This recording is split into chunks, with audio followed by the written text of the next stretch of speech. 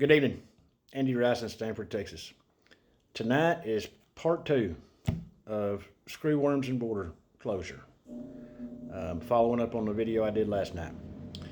And in that video last night, I made the statement that I thought the border was being closed and remained closed due to market manipulation.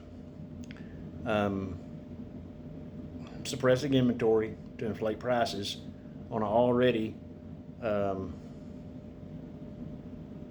cattle on pasture inventory numbers that are terrible. And I was a little passionate last night, so I'm sorry. I'll try to maintain my composure. Tonight is a continuation. I got you to the border last night with Mexican feeder cattle.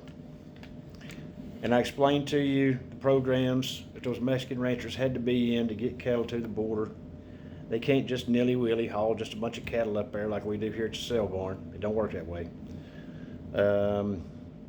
They've got protocols in place that they've got to meet. They know they've got to meet before they ever even ship them.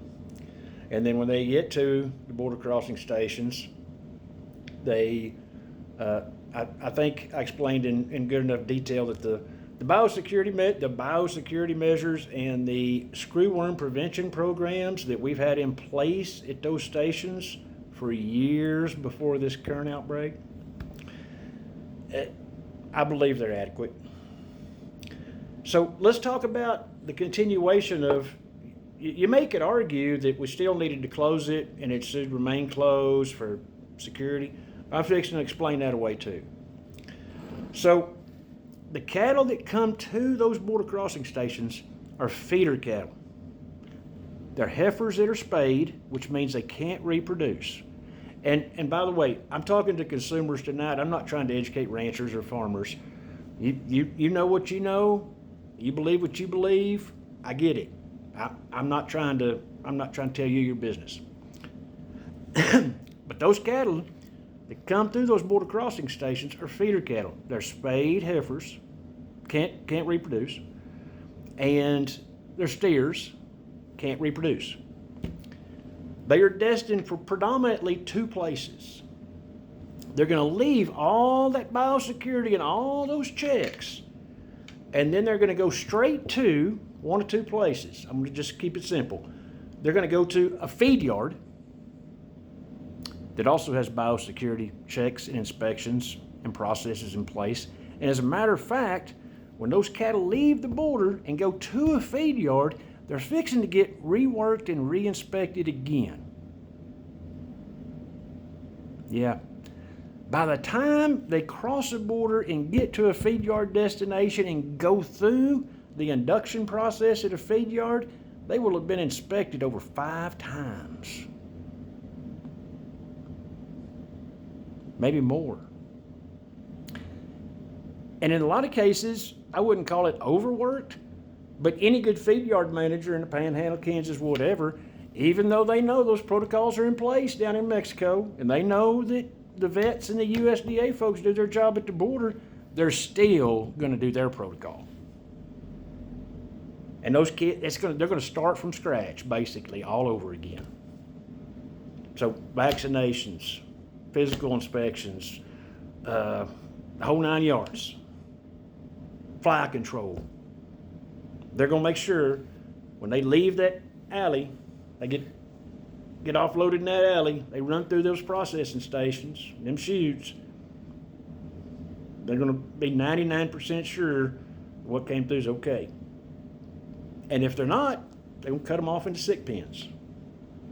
And then the medical staff there, or the good cowboys that have been doing it for a long time, are going to take care of those cattle, and they're going to keep them isolated or quarantined. So you basically got an unbroken chain from the rancher to the border crossing station to the feed yard. Okay? Now, there's another place they go.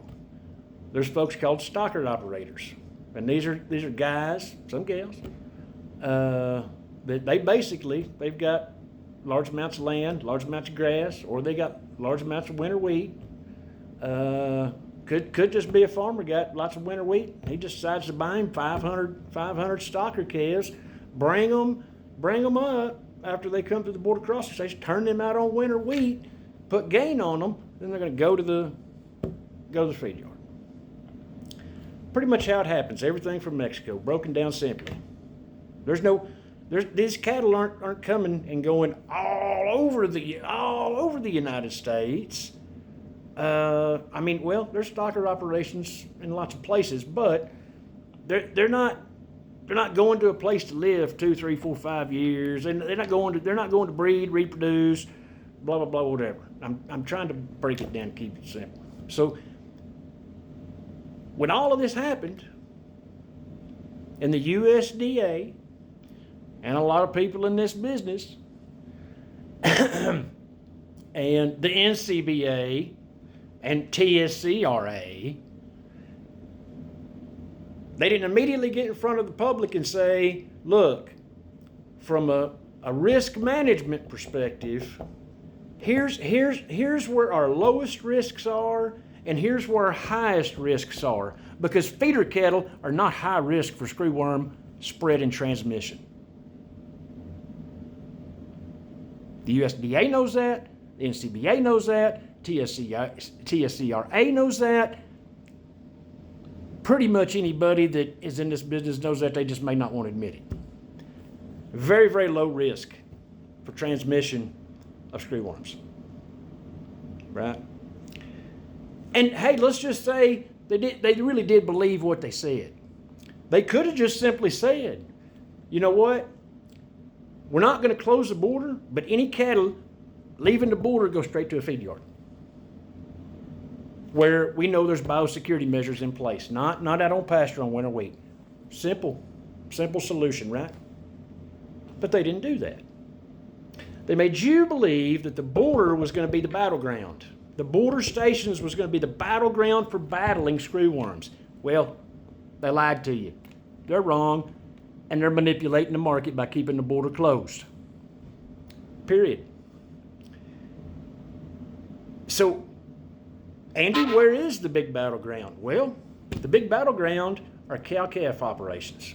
That's the battleground. Cow-calf operations.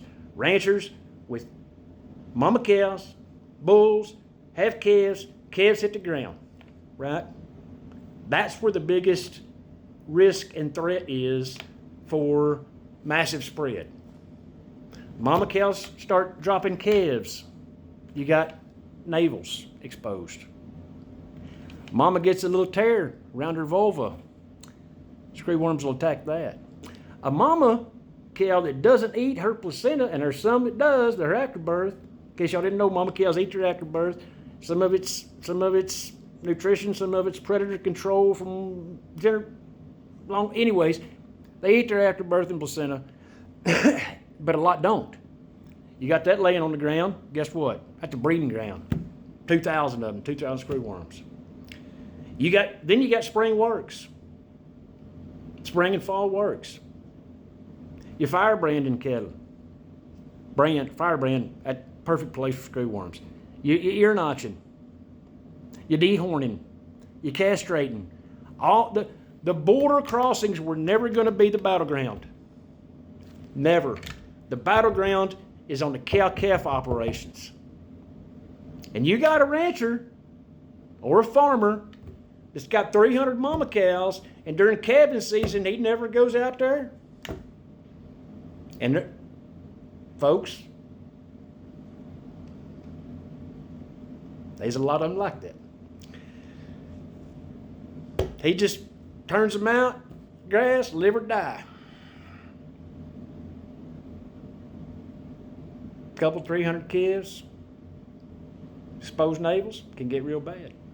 I believe most of the ranchers in South Texas are going to do the right thing. I believe most cow-calf operations will do the right thing and due diligence.